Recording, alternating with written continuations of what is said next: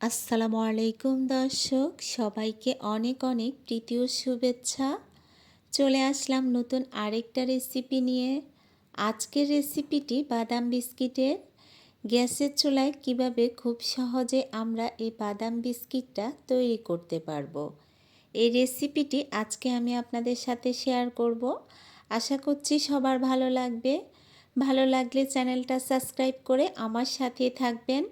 আর এই বিস্কিটটা যাকে একবার তৈরি করে খাওয়াবেন, সে দোকানের বিস্কিটটা আর কিনে খেতে চাইবে না, কেননা এই বিস্কিটটা খুবই মজাদার। তো এর জন্য প্রথমে আমি নিয়ে নিলাম উঁচু করে 2 কাপ ময়দা, আর এটাতে সমান করে 1 কাপ চিনি। চিনিটাকে অবশ্যই ব্লেন্ড করে চেলে নিতে হবে। নিয়ে নিলাম বাদাম, আর এখানে নিয়ে নিলাম বাটার। এটা কেক বা বিস্কিট তৈরি করার বাটার দোকানে কিনতে পাওয়া যায়। ময়দাটাকে অবশ্যই চেলে নেবেন, আমি আগে চেলে নিয়েছি, সেটা আর দেখালাম না। এর সাথে দিয়ে দিলাম 2 চা চামচ গুঁড়ো দুধ, আর হাফ চা চামচের চাইতে সামান্য একটু কম বেকিং পাউডার। সবগুলো উপকরণকে চেলে নিতে হয়, চিনিটাকে আমি আগে চেলে নিয়েছি। এবার যে বাটারটাকে দেখালাম সেটাকে আমি পানির ভাপে হাফ গলিয়ে নিলাম। এই বাটারটাকে আমরা ক্রিমের মতো করে নিব, সেজন্য এটাকে হাফ গলাতে হবে। এটাকে হাতের সাহায্যে আমি প্রথমে ভেঙে নিলাম, তারপর এভাবে আস্তে আস্তে করে ক্রিম তৈরি করে নিচ্ছি। দেখুন,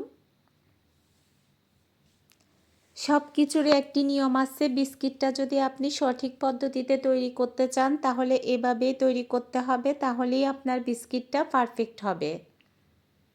এবার যে চিনিটা নিলাম হাফ কাপ, সেই চিনিটাকে আমরা অল্প অল্প করে এখানে দেব, একসাথে দেওয়া যাবে না।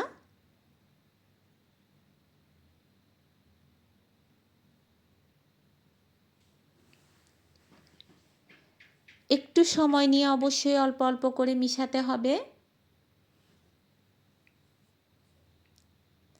তাহলে বিস্কিটটা পারফেক্ট হবে। দেখুন, এটা সম্পূর্ণ ক্রিম হয়ে যাবে। আমি এখানে সামান্য পরিমাণে তেল দিচ্ছি, আপনারা চাইলে নাও দিতে পারেন তেলটা। এখান থেকে আমি কিছুটা তেল দিয়ে দিলাম।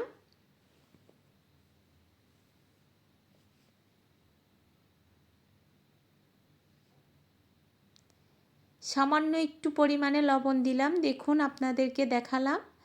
আর একটা যে ডিম দেখালাম, আমি এখান থেকে কুসুমটা তুলে রেখে দিলাম। সাদা অংশটা দিলাম। 2 কাপ ময়দার জন্য একটা ডিম যথেষ্ট।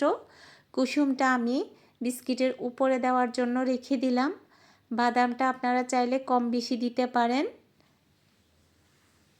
এতে বিস্কিটের টেস্টটা বেশি হবে বাদামটা পরিমাণে একটু বেশি দিলে। আমি যে গোটা বাদামটা রেখে দিলাম সেটাকে আমি ভেঙে নেব, ভেঙে বিস্কিটের উপরে দেব। এবার আমরা ময়দাটা অল্প অল্প করে মেশাবো। দেখুন, আলতো আলতো করে মিশাতে হবে। এটাকে তাড়াহুড়ো করে আমরা যেরকম রুটি বা আটার যে খামির করি ওরকম করে মেশানো যাবে না, অল্প অল্প করে দিতে হবে, আর এভাবে করে মিশিয়ে নিতে হবে।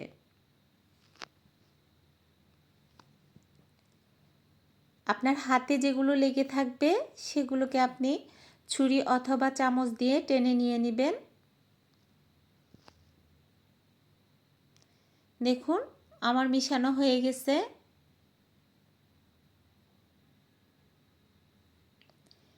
এরপর আমি একটা সাদা পলিব্যাগ কেটে নিলাম।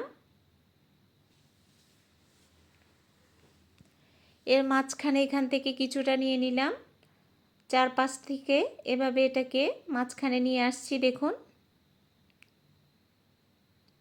নিয়ে এভাবে দু হাতের মুঠোর মধ্যে একটু একটু করে আলতো আলতো করে চেপে নিতে হবে।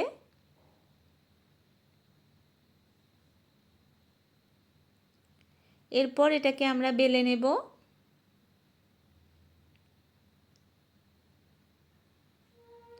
দেখুন, যখন এটা একটু ফেটে যাবে, আবার হাত দিয়ে আস্তে করে চাপ দিলে একটু লেগে যেতে চাইবে। আস্তে আস্তে করে আলতো করে একটা রুটি তৈরি করে নেব। এরকম কুকি কাটার দিয়ে চাইলে আপনি কেটে নিতে পারেন, অথবা পিৎজা কাটার দিয়ে খুব সহজে লম্বা করেও কেটে নিতে পারেন।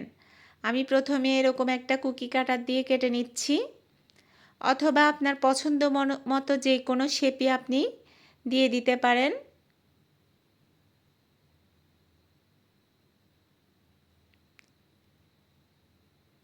এভাবে আমি একটা সাইড কেটে নিলাম আপনাদেরকে দেখানোর জন্য।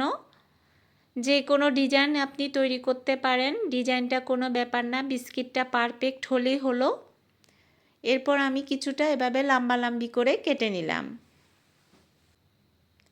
দেখুন খুবই সহজ। এরপর এটাকে আমরা এরকম একটা স্টিলের প্লেটে নিয়ে নিলাম, আর যে ডিমের কুসুমটা রাখলাম এর সাথে আমি 1 টেবিল চামচ সয়াবিন তেল দিয়ে এটাকে ভালো করে ফেটিয়ে নিলাম। তারপর এটাকে এভাবে ব্রাশ করে দিয়ে দিচ্ছি। দেখুন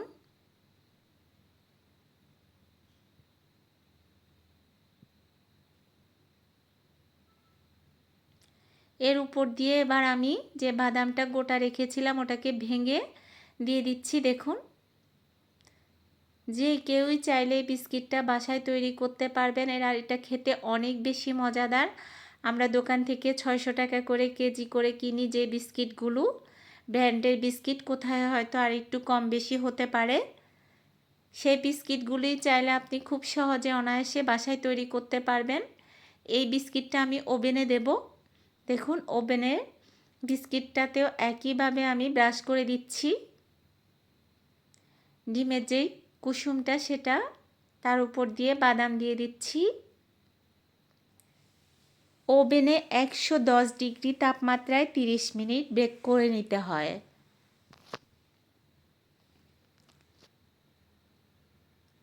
আর ঠিক চুলায়ও একদম মিডিয়াম আছে আপনাকে এটাকে 30 মিনিটের মতো বা আর একটু কম লাগতে পারে, অথবা একটু বেশি লাগতে পারে, তবে চুলার আঁচটা একদম লো হতে হবে।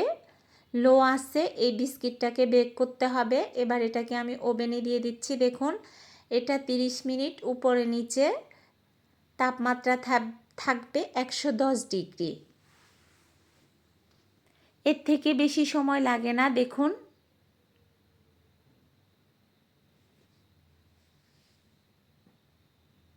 বিস্কিটটাকে আমি বের করে নিলাম। একদম পারফেক্ট হয়ে গেছে। আশা করছি সবার ভালো লাগবে। এবার আমি চুলার বিস্কিটটাকেও দেখিয়ে দিচ্ছি। খুব সহজে আপনি চাইলে এইভাবে বিস্কিটটা তৈরি করতে পারেন। দেখুন তখন কালারটা বেশি লাগছে, চুলায় তৈরি করলে কালারটা একটু কম আসবে। আর একদম মিডিয়াম, লো মিডিয়াম আছে, একদম মিডিয়াম, সরি আমি বারবার ভুল করতেছি, লো আছে। বিস্কিটটাকে ব্রেক করতে হবে। দেখুন এটা আমি ওভেনে তৈরি করেছিলাম, আর এটা চুলায়। চুলার আঁচটাও একদম কমিয়ে দিতে হবে। ওভেনের তাপমাত্রা আমাদের 100 থেকে শুরু হয়। আশা করছি সবার ভালো লাগবে।